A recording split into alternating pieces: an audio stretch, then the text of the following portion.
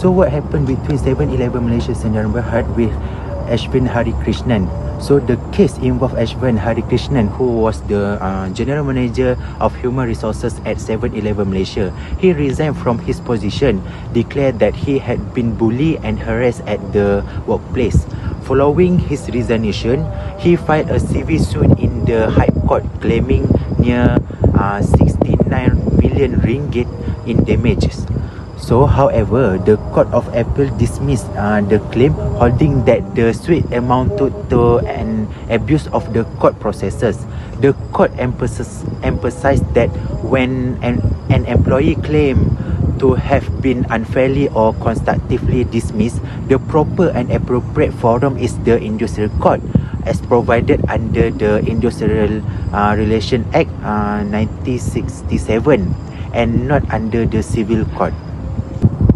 The court further clarified that any damages claimable in civil court for dismissal cases are limited to the salary during the notice period as stated in the employment contract. In this case, ASHVINE had already been paid his notice period salary. Therefore, the court ruled that there was no further contractual debt owed by 7-Eleven Malaysia. Additionally, the court explained that allegations of bullying and harassment in an employment context are merely support element or building block of constructive dismissal claim. This allegation do not entitle an employee to claim separate or excessive tort damages in the civil court. So, in conclusion, this case is significant because it reinforced the exclusive jurisdiction of the Industrial Court in unfair dismissal matter and prevent employees from bypassing statutory remedies to seek excessive compensation through civil litigation. Thank you. Hi guys, quick question. Have you ever felt forced to quit a job because it just got too stressful?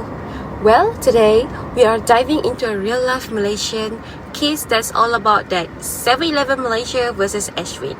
And trust me, the reason why her case failed in the court are super interesting. First factor, ASHVINE claimed harassment, emotional distress, and negligence at work. Sounds serious, right? But the court looked deeper and said the real issue was constructive dismissal. She resigned because she felt the workplace was unbearable. Key lesson? Court focused on the substance of the claim, not just how it's worded. Second factor, she brought the case to the civil court. Problem is, constructive dismissal must go to the Industrial Court under the Industrial Relations Act. Using the wrong court is like using the wrong key. It simply doesn't work. The court called this an abuse of processes. Third factor, ASHVINE was on garden leave, meaning she wasn't working but was still paid. All her salary and a notice pay were already settled. So, if everything has been paid, there's no legal basis to claim more damage. Finally, the amount claimed is 96 million. So the court called it colossal. Under common law, wrongful dismissal damage are usually limited to notice pay, not million. So the numbers just didn't make sense. So next, in this part, I will explain how the court's decisions in the case of 7-Eleven against ASHVINE complies with three key statutes, namely the Industrial Relations Act 1967, the Companies Act 2016, and the Courts of Judicature Act 1964. First, in relation to the Industrial Relations Act 1967, this act provides the primary legal framework for resolving unfair and constructive dismissal disputes in Malaysia. So, under Section 20 of the Act, an employee who believes that they have been dismissed without just cause or excuse must seek redress through the industrial relations mechanism, with the industrial court acting as a specialized forum. So, in this case, the Court of Appeal reinforced compliance with the Act by holding that constructive dismissal claims cannot be pursued through civil courts. So, by striking out the civil action, the court upheld the exclusive role of the industrial court and prevented circumvention of the statutory dispute resolution process. So next, the decisions also aligns with the Companies Act 2016. Although this act does not directly regulate employment dismissals, it governs the legal status and obligations of companies incorporated in Malaysia. So the court decisions protects corporate certainty by preventing excessive civil liability arising from dismissal disputes that are already governed by specialized legislations. So by limiting civil claims to contractual entitlements only, the court ensured that corporate employers are not exposed to unreasonable or unpredictable legal risks, which supports the principle of sound corporate governance under the Companies Act 2016.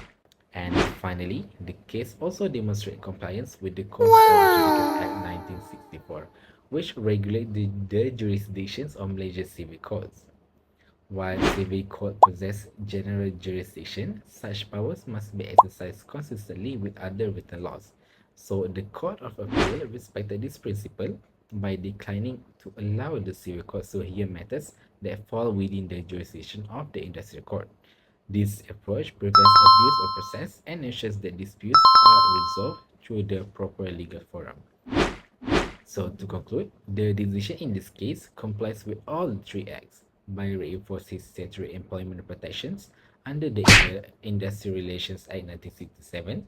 The second one is safeguarding corporate legal certainty under the Corporate Act 2016. And lastly, respecting jurisdictional boundaries under the Codes of Judicial Act 1964. The case of 7-Eleven Malaysia Sdn Bhd versus ASHVINE AP Hari Krishnan highlights several common challenges companies face when aligning employment practices with the environmental, social, and governance framework or ESG and the Malaysian Code on Corporate Governance known as MCCG. The first challenge is governance oversight of workplace conduct. Under the MCCG, the board and management are responsible for promoting ethical behavior, maintaining internal controls, and managing workplace risks. In this case, allegations of bullying and harassment suggest possible weakness in how employee complaints and workplace behavior were monitored. Even though the case was dismissed, it shows how governance gaps can expose companies to legal and reputational risks. The second challenge relates to employee welfare under the ESG social pillar. ESG today goes beyond physical safety and includes mental health, fair treatment, and restful workplace interactions. The employees' claims of emotional distress and a negative working environment highlight the difficulty companies face in managing social risks, especially in labor-intensive sectors like retail. The third challenge is legal compliance and risk management. This case demonstrates how employment disputes can escalate when internal grievance mechanisms are ineffective or unclear. Although 7-Eleven Malaysia successfully challenged the claim on jurisdictional grounds, the situation underscores the importance of proper dispute resolution channels, whistleblower mechanism, and early intervention as encouraged by the MCCG. Another key challenge is reputational risk under ESG expectation. Allegations involving employee mistreatment can attract public attention and damage brand reputation, investor confidence, and stakeholder trust. Under ESG, reporting standard stakeholder increasingly assess how companies respond to such issues, not just the legal outcome. In conclusion, this case shows that the common challenges faced by 7-Eleven Malaysia include governance oversight, employee welfare management, legal risk control and reputational protection. Aligning employment practices with MCCG principles and ESG standards is essential to ensure long-term sustainability, ethical governance, and stakeholder confidence. Next, I will present the key recommendations and strategies to improve governance in 7-Eleven Malaysia's neighborhood. Before I begin, let me ask you a simple question. What happens in a company when employees no longer trust the system meant to protect them? The case of 7-Eleven gives us the answer: conflict, stress, and eventually litigation. First, the company needs a multi-level grievance system. Ask yourself, if HR is a part of the problem, where can employees safely go? Because of that, an independent ombudsman office is necessary. This ensures safe and neutral reporting. The whistleblowing system must also be strengthened to meet the Whistleblower Protection Act 2010. Second, under the ESG social pillar, 7-Eleven must address psychological well-being. Let me pose a question. How many workplace issues today are caused not by work itself, but by workplace culture? This case shows the need for a psychological risk management system, including regular culture checks. Third, performance evaluation must be fair. If your appraisal depends solely on one superior's opinion, can it ever be truly objective? This is why data-driven tools like 360-degree feedback should be implemented. Next, HR and legal must ensure clear contracts and be trained to spot early signs of constructive dismissal. This helps channel disputes through the Industrial Relations Act 1967, preventing unnecessary civil suits. Lastly, leadership must set the tone. A simple question: can ethical culture survive if leaders don't model it? Their answer is clearly no. So, leadership sensitivity training is essential. In conclusion, the case teaches us one powerful lesson. Preventing conflict is always better than defending it in a court. By adopting these strategies, 7-Eleven can improve governance, enhance ESG compliance, and build long-term stability. That's all from us. Thank you.